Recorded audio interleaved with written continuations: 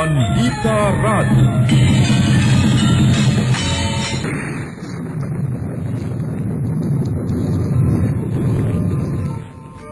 Sabda Pandita Ratu. Naskah ditulis oleh Pondra Swasti Langit, diolah oleh Agung Bahrodi, didukung oleh artis-artis terkemuka, Ferry Fadli, Eli Ermawati, M. Abud, Ivone Rose, dan lain-lain. Teknik dan montase, Ibing Arifin, dengan sutradara, Dian Pertiwi. Sabda Pandita Ratu. Kali ini dalam episode ke-22 dengan judul Bajang Condo Birowo.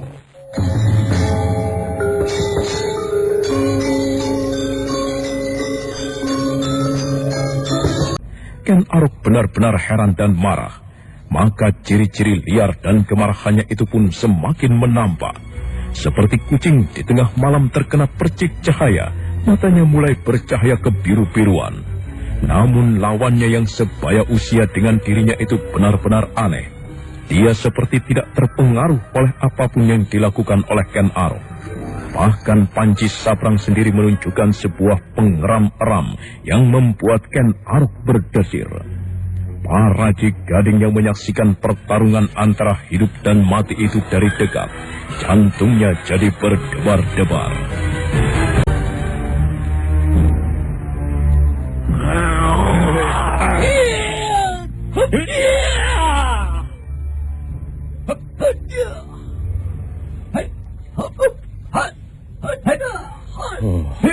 Betapa dahsyat ilmu kanuragan yang dimiliki oleh Sri Baginda itu.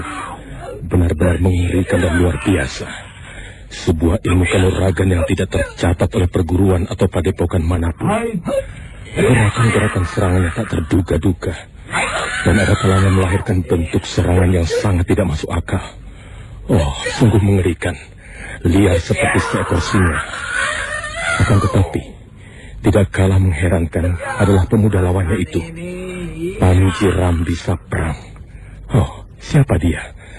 Gerakan-gerakannya gesit dan tangguh. Tidak kalah aneh dari Sri Baginda sendiri. Bahkan ada kalanya melahirkan serangan yang sangat ganas. Bukan main. Benar-benar menakjubkan. Wujud pemuda itu seperti diselubungi oleh bayangan yang nampak sekilas-kilas. Oh, ilmu apa itu? Baru kali ini aku menyaksikan ilmu kanuragan seperti itu.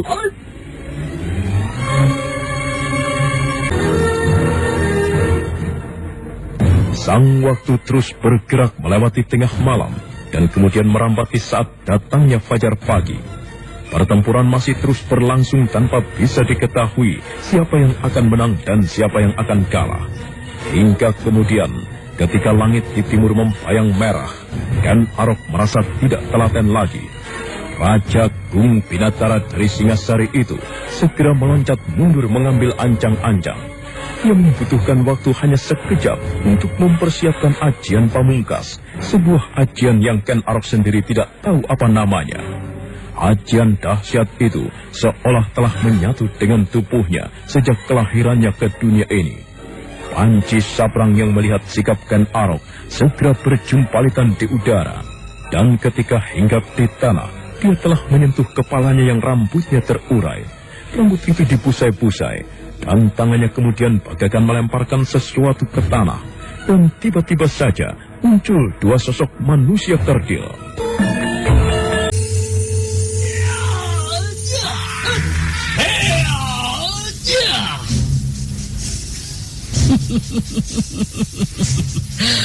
Apa yang akan kau lakukan, Ken Arok yang perkasa? Hah? Kau akan menggunakan ajian pamungkas lebur jagat atau aji kalabama untuk melumatkanku? Lakukanlah kalau kau merasa mampu. Biarlah dua anak asuhanku ini yang akan melayanimu. Jangan hanya sekedar menggeramkan Arok. Ayo, lepaskan ajianmu. Apa yang akan kau lakukan itu, Panji Sabrang? Anak-anakku. Bajang Condo Birowo, hadapilah lawanmu itu.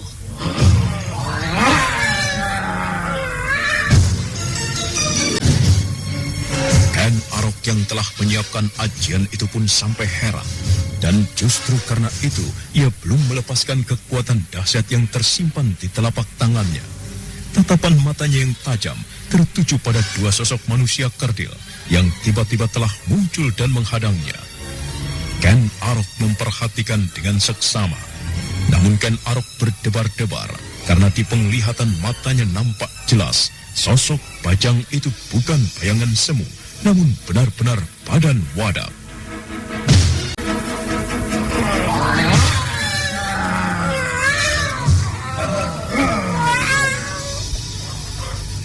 Gila, ilmu apa yang kau pergunakan itu, Panji Saprang? Apapun namanya, itulah wujudnya. Bajang Keling dan Bajang Sarimpat. Keduanya adalah Bajang Condo Birowo. Bajang Condo Birowo. Oh, kau telah menyebut nama itu dengan tepat, Ken Arok. Persetan. Aku akan melihat apakah Bajang ajianmu itu mampu menerima ajianku.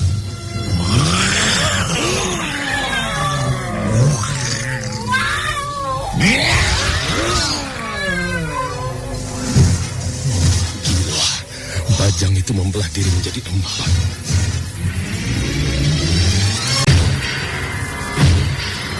Ken Arok terbelalak melihat hasilnya. Ayunan tangannya yang bagaikan menyimpan kekuatan petir atau ledakan gunung itu disongsong oleh kedua bajang kerdil itu. Sebuah benturan dahsyat telah terjadi. Ken Arok merasakan kedua lawannya terbanting dan pasti lumat. Namun yang kemudian dilihatnya adalah suatu hal yang sangat tidak masuk akal. Bajang itu masing-masing telah membelah diri menjadi 2, hingga jumlahnya sekarang menjadi 4.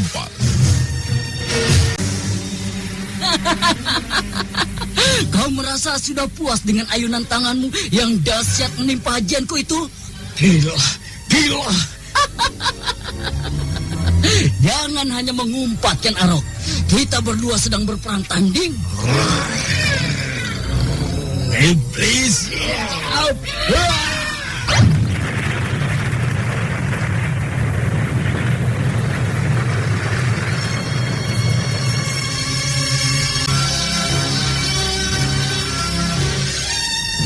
Yang terjadi adalah pengulangan dari peristiwa sebelumnya. Ken Arok menghajar kedua bajang yang paling depan. Namun lagi-lagi akibatnya, kedua bajang itu membelah diri hingga kesemuanya menjadi 6. Dalam kejut yang tiada habis-habisnya itu, menyebabkan Ken Arok sampai termangu. Ken Arok bahkan memandangi kedua bajang itu dengan perasaan ngeri. Namun sementara itu, tidak kalah terkejutnya adalah mereka yang menyaksikan pertarungan itu dari kejauhan. Orang berjubah merah yang bersembunyi di belakang bayangan pohon itu mengangguk-anggukan kepala. Sedangkan baik Brahmana Loh Gawe maupun Putut Gajah Wengker merasakan degup jantung mereka meningkat berpacu.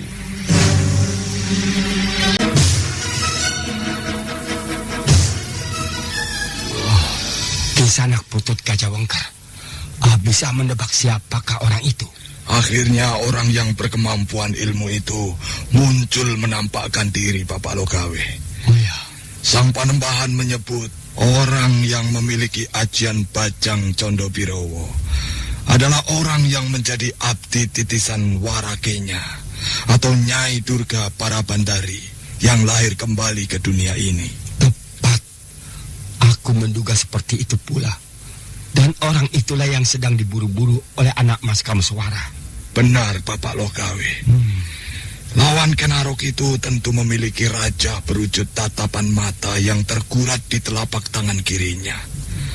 Karena yang memiliki hanya 3 orang, maka raja itu disebut Raja Trinetra.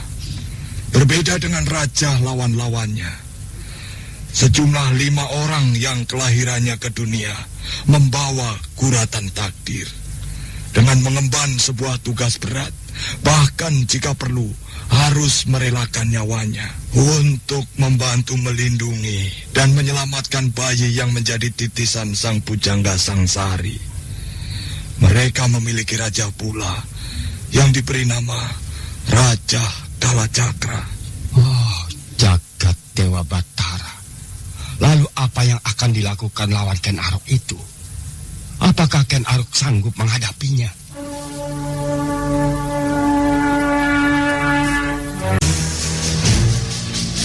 Dari persembunyiannya, Brahmana Loh Gawe dan Putut Gajah Wengker menyaksikan apa yang terjadi. Dan di dalam lingkaran kalangan pertempuran yang terjadi, Ken Arok dikepung rapat oleh makhluk-makhluk bajang. Ken Arok nampak berpikir keras untuk menemukan cara menghadapi ajian aneh itu.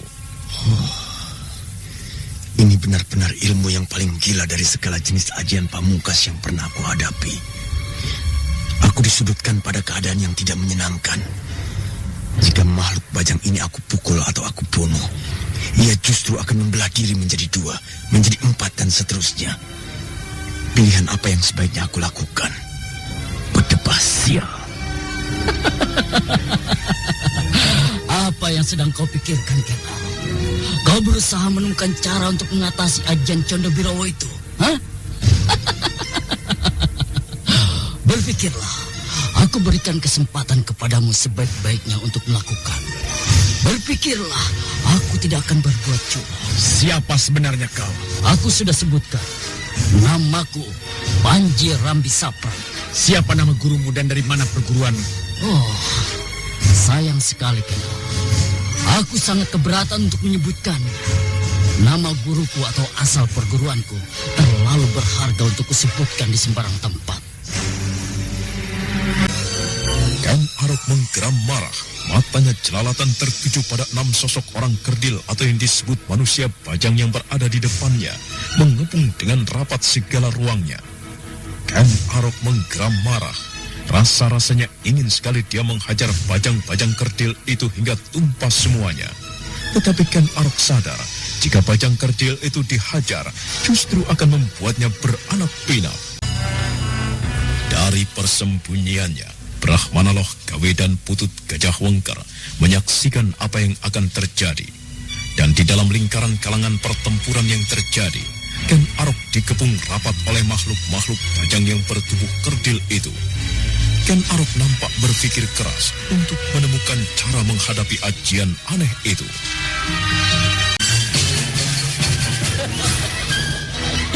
Apa yang sedang kau pikirkan, Ken Arok?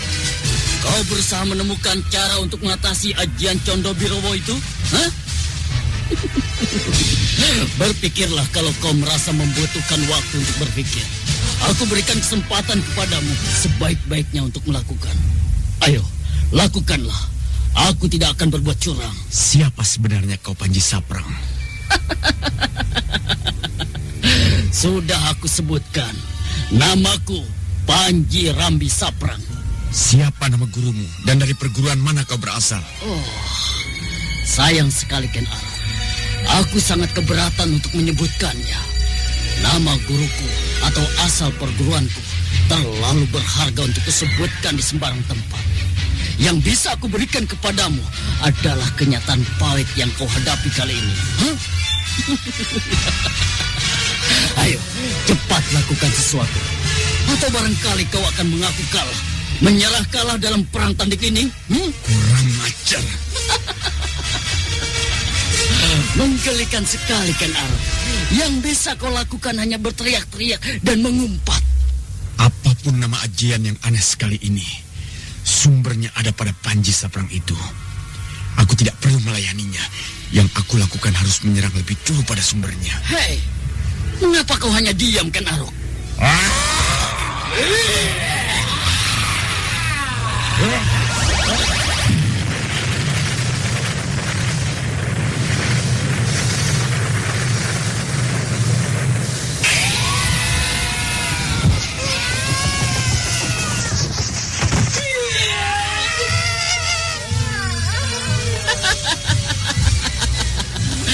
Kau tidak berhasil mengenaiku, Ken Arok? Sial.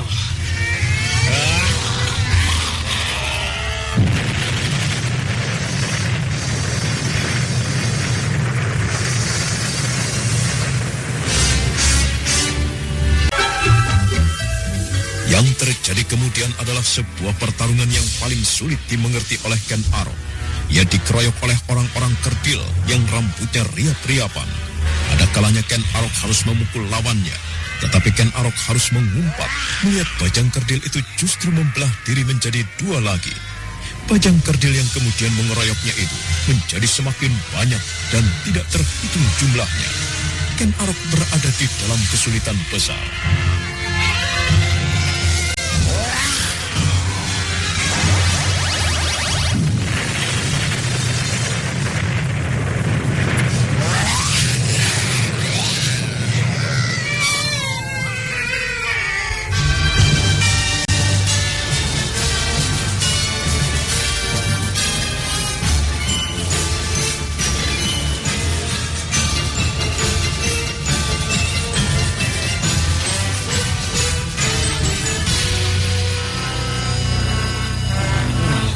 Nampaknya Sri Baginda benar-benar mengalami kesulitan menghadapi ajian lawannya yang benar-benar luar biasa itu, Kisanak Gajah Wengker.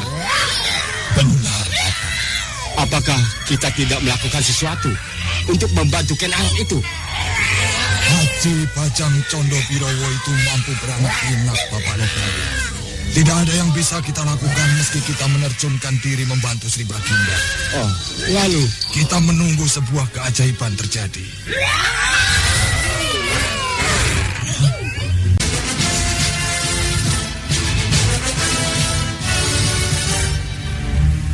Sebenarnya lah, pertarungan yang paling aneh itu terlampau menyulitkan dan membingungkan bagi Ken Arok.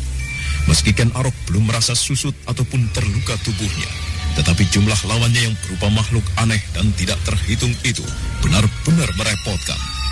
Ken Arok harus berjumpalitan ke sana kemari, menghindari serangan para bajang kerdil yang tidak bisa dianggap remeh. Dalam keadaan yang demikian, para Ji Gading menjadi cemas. Tetapi dia pun kebingungan, tidak tahu harus melakukan apa. Sementara itu pula, orang berjubah merah yang berada di persembunyiannya, di balik bayangan sebuah pohon, nampak mengangguk-anggukan kepala. Namun orang itu nampaknya tidak berminat untuk menerjunkan diri. Sementara Ken Arok semakin mengalami kesulitan. Barat, pengecut licik, pada basia.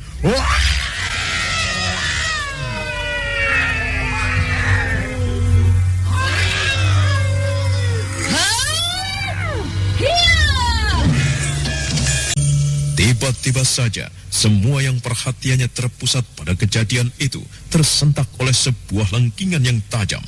Dan tiba-tiba saja, sebuah sosok tubuh melayang dengan cepat, berjumpalitan di udara 2 kali. Dan demikian turun, kakinya menghajar 2 di antara para bajang kerdil.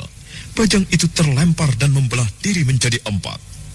Orang yang baru datang itu menatap liar pada makhluk-makhluk kerdil yang berada di hadapannya. Tatapan matanya tajam, dia tebarkan pada mereka. Dan tanpa berbicara apapun, perempuan itu menggosok-gosokkan tangan kirinya pada rambutnya yang terurai. Perempuan itu tidak lain adalah Pinaka Swasti Ratu yang memiliki Raja Trinetra di tangan kirinya. Ayo Panji Rambi Saprang, perintahkan bajang-bajang kerdilmu itu untuk mengeroyokku. Aku bukan orang lain. Kau jangan ikut campur, Nyai. Dan kau seharusnya ingat, kita berada dalam satu ikatan. Persetan dengan ikatan itu. Aku bukan kelompokmu. Aku bukan Gedibal Durga para Badari itu.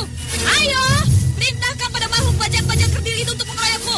Mengeroyok aku, bukan orang lain. Itu tidak mungkin. Aku tidak mau dihinggapi takdir laknat itu.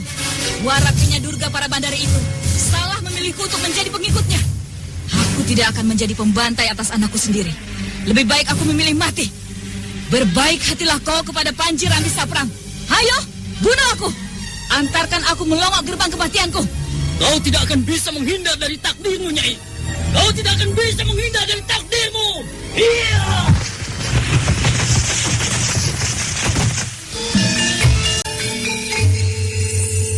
Panji Rambi Saprang entah mengapa tidak berminat melayani Pinaka Swasti Ratu yang sama-sama memiliki Raja Trinetra berwujud tatapan mata yang terpahat di telapak tangan kirinya itu, yang menjadi perlambang siapapun yang memilikinya adalah abdi dari warakennya yang menitis pada Durga para Bandari yang harus membantunya memburu dan melenyapkan para Meswara, putra Pinaka sendiri yang telah menjadi titisan Pujangga Sangsari yang pernah hidup di zaman Mataram. Demikian Panji Rambi Saprang lenyap pula para bajang-bajang kerdil yang semula bertebaran di tempat itu. Ken Arok merasakan jantungnya seakan mau berhenti berdegup. Hanya seorang perempuan yang telah menyelamatkanmu, Ken Arok. Ken Arok hanya bisa tertegun. Dan manakala dia sadar sepenuhnya, Pinaka Swasti Ratu telah lenyap, berkelebat jauh menerobos rimbunya pepohonan yang berada di tepi padang karautan. Gila!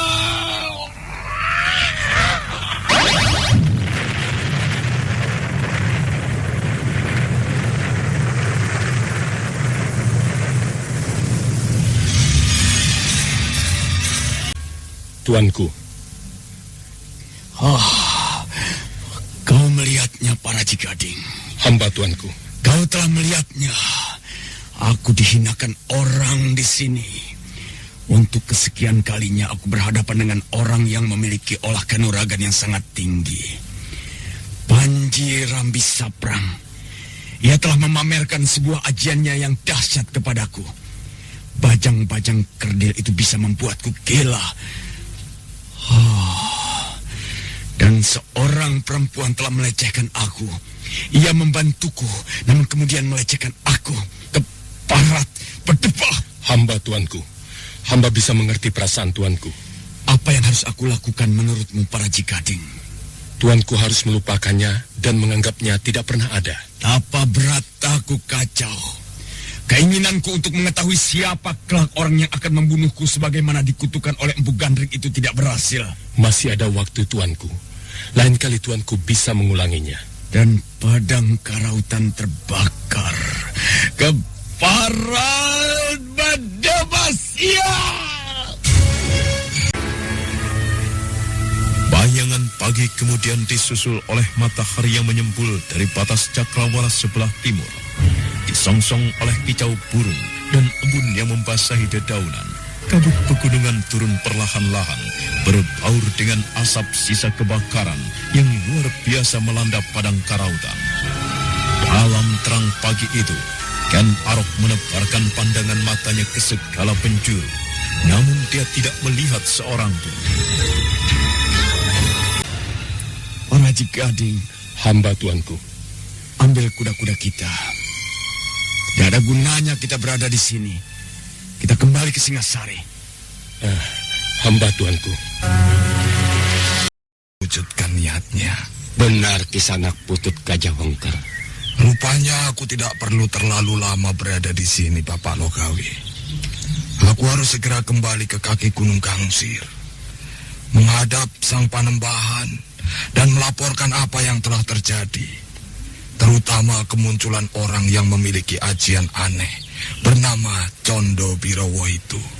Sampaikan salamku kepada Sang Panembahan Kisanak Gajah Wengker. Tentu akan aku sampaikan, Bapak Logawi.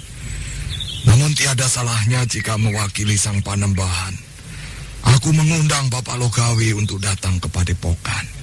Oh, sebuah kehormatan bagiku, Kisanak Gajah Wengker. Aku akan mengusahakan pada suatu waktu akan singgah lagi di Padepokan yang tenang dan damai itu.